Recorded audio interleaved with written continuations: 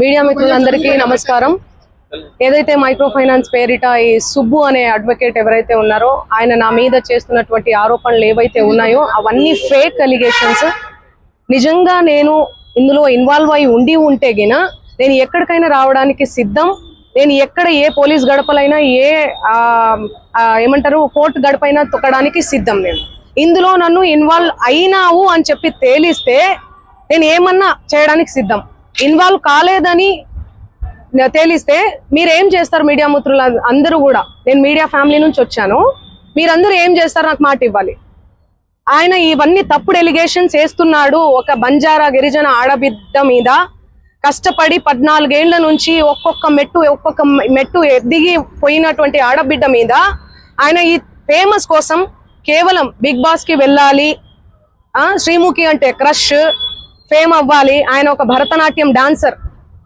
So ఆ dance అవన్నీ నేర్చుకొని ఉన్నాడు కాబట్టి ఆయనకి సినిమా పిచ్చి ఎక్కువ, సినిమాల మీద మక్కువ ఎక్కువ. దానివల్ల నా పేరు వాడుకొని ఆయన ఫేమ్ అవ్వాలని చెప్పి ప్రతి ఒక్క మీడియా గడప తొక్కి ప్రతి ఒక్కరికి అడిగి ఇంటర్వ్యూ తీసుకోండి అని చెప్పి లేనిపోని అలిగేషన్స్ అన్ని కూడా నా మీద వేస్తున్నాడు. నిజంగా ఆ బాధితుల్ని చూస్తుంటే నాకే చాలా చాలా బాధ అనిపిస్తుంది. నాకేం సంబంధం ఉంది? ఈ చేతి నిండా పనులే ప్రజల ఆశీర్వాదాలతో, మీ అందరి ఆశీర్వాదాలతో ఈ రోజు మీడియా లేకపోతే నేను లేను. ఇండిపెండెంట్ గా ఎదిగిన దాన్ని, నేను మీ చేతులల్లో ఎదిగిన దాన్ని, మీ చేతులలో పెరిగిన దాన్ని నేను ఎందుకు చేస్తాను? నేను అక్కడి నుంచే కదా వచ్చాను. ఎక్కడి నుంచి అయితే వచ్చాను వాళ్ళ పొట్ట నేను కొడతానా? నిజంగా నేను బాధితుల తరపున గట్టిగా నిలబడుతున్నాను. ఎవరైతే నా పేరు యూజ్ చేసి చీట్ చేసి ఎవరైతే వాళ్ళ దగ్గర నుంచి డబ్బులు తీసుకున్నారో వాళ్ళని కంపల్సరీ కఠినంగా శిక్షించాలని నేను పోలీస్ శాఖను కానీ కోరుతున్నాను. సో మిగతా వివరాలన్నీ కూడా మా లాయర్ గారు మాట్లాడతారు. సుబ్బు గారి మీద ఇచ్చాం. సుబ్బు సిగపోగు పూర్తి నేమ్ ఆయన పేరు. చూడండి, ఆయన పేరు మీద నేను కంప్లైంట్ ఇవ్వడానికి వచ్చాను. ఎక్స్టార్షన్ కంప్లైంట్ ఇచ్చాను ఆల్రెడీ. మేము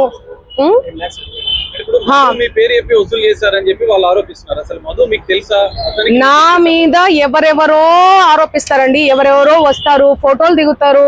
మీరు దిగరా? ఇంతకు ముందే దిగిర్రు. మీరు దిగరా? ఎవరి సెలబ్రిటీ స్టేటస్ లో ఉన్నాను నేను. సెలబ్రిటీగా ఏ రోజు ఫీల్ అవ్వలేదండి. సెలబ్రిటీగా నేను ఫీల్ అయ్యి ఉంటే ఈ రోజు ఈ 14 ఏళ్ల జర్నీ కొనసాగేది కాదు, ఎక్కడో ఆగిపోయేదాన్ని.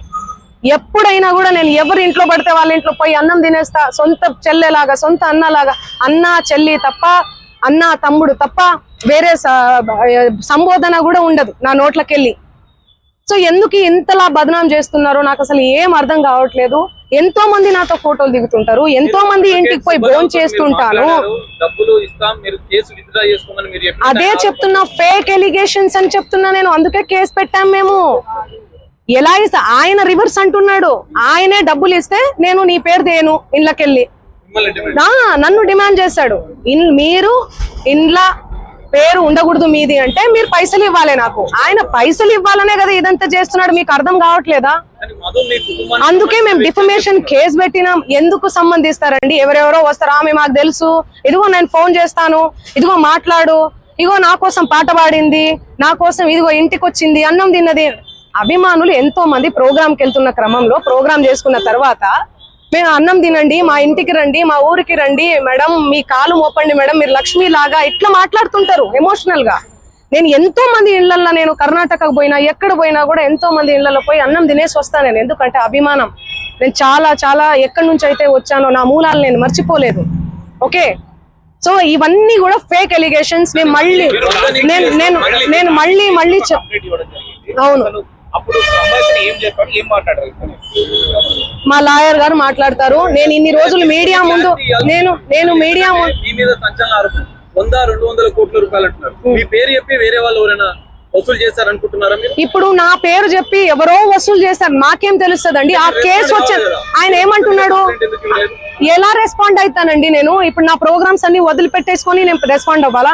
నిన్న కూడా కేసు పెట్టారు. నిన్న నేను ఇబ్రహీంపట్నంలో శ్రీదత్త కాలేజ్ లో నేను ప్రోగ్రామ్ చేయడం జరిగింది. అది వదిలేసుకొని నేను వచ్చి నేను సంజాయిసి ఇచ్చుకుంటా కూర్చోమంటారా నన్ను? చెప్పండి.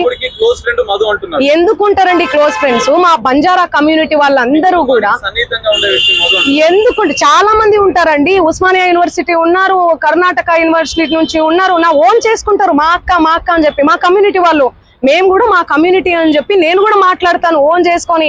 అరే తమ్మి అనుకొని అది ఇది అనుకుంటా మా భాషలో మాట్లాడతాను నేను. కంప్లైంట్ ఇచ్చిన సుబ్బారావు మీద ఇప్పుడు పంజాబ్ కేసులో కంప్లైంట్ చేశారు, మీ మీద ఆరోపణలు చేస్తున్నారు. ఇప్పుడు నేను ఒకటే మాట, మధు మీద ఎందుకు కంప్లైంట్ చేస్తలేరు? నాకు డబ్బులు వసూలు చేశాడని నాకు తెలియదు కదండి. ఈయన చెప్తున్నాడు కదా. అవును, చేసి పెడతాము, అందరి మీద పెడతాము. ఒకరు సిఐడి కేసు ఉంది వాళ్ళ మీద, సిఐడిలో ఉంది ఆ కేసు. 1 year అవుతుందండి. చూపి అన్న, చూపి.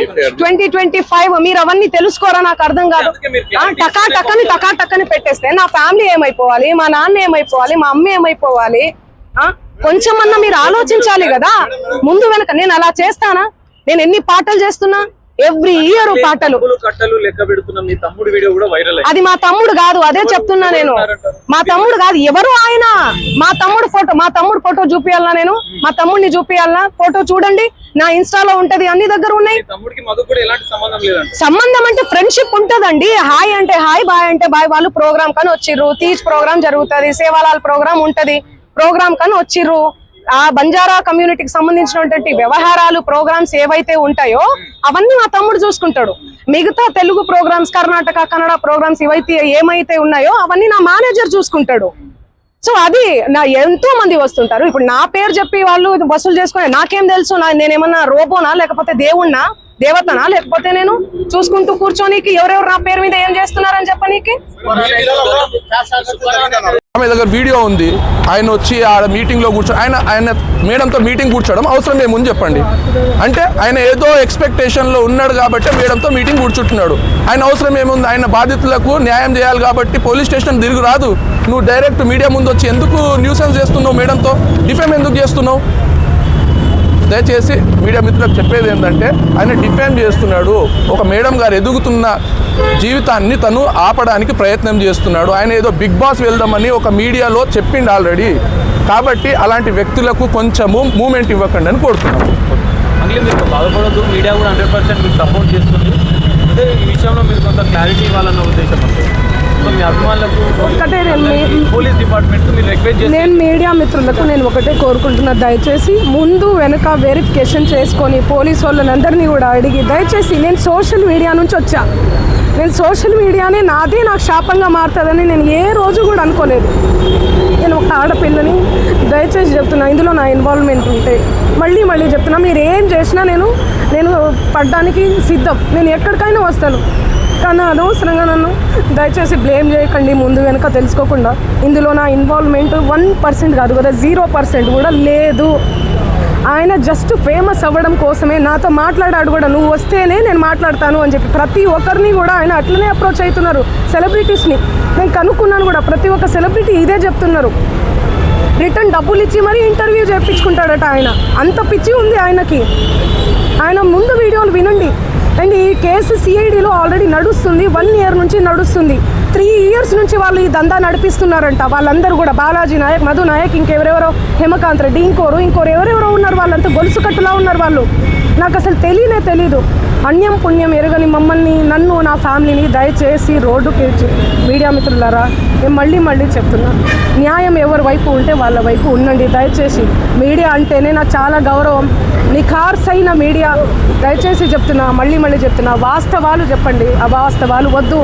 సడన్గా ఇట్లా ఏం తెలియకుండా ఎవరో వచ్చి నా మీద ఎలిగేషన్స్ వేస్తే దయచేసి మీరు పెట్టుకోకండి. ఎందుకంటే నేను ఒక ఆడబిడ్డని, గిరిజన ఆడబిడ్డని.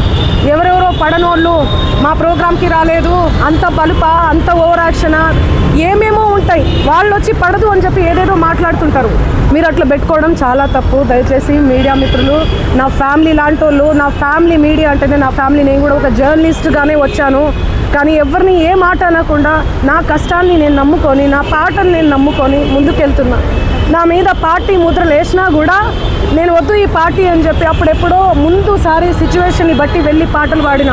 పార్టీ ముద్రలు వేస్తే 2023, 2024 ఎలక్షన్ మూమెంట్లో అసలు నేను ఎక్కడ కూడా కనిపించలేదు, ఎవరికి పాటలు కూడా పాడలేదు. అవునా కాదా? మీరు సెర్చ్ చేయండి, మళ్ళీ చెప్తున్నా, నాకు వద్దు, నా పాట ముఖ్యం, నాకు వద్దు ఈ పార్టీలు, పార్టీ జెండాలు, ఈ సుబ్బు లాంటి ఈ ఫేక్ ఎలిగేషన్స్ వద్దు నాకు ఇవన్నీ. నేను ఎందుకు ఇన్వాల్వ్ అవుతాను చెప్పండి, దయచేసి చెప్తున్నా. నాకున్న క్రెడిబిలిటీతోనే ఇంతవరకు నేను వచ్చిన, ఆ క్రెడిబిలిటీతోనే ఇక్కడ దాకా కూడా నేను వచ్చిన. దయచేసి నా ఫేమ్ని డీఫేమ్ చేయకండి కోరుతున్నా నేను, ప్లీజ్. పోలీసులకు థ్యాంక్ యూ. మీ మీద ఇన్ని ఆరోపణలు చేసిన సుబ్బారావు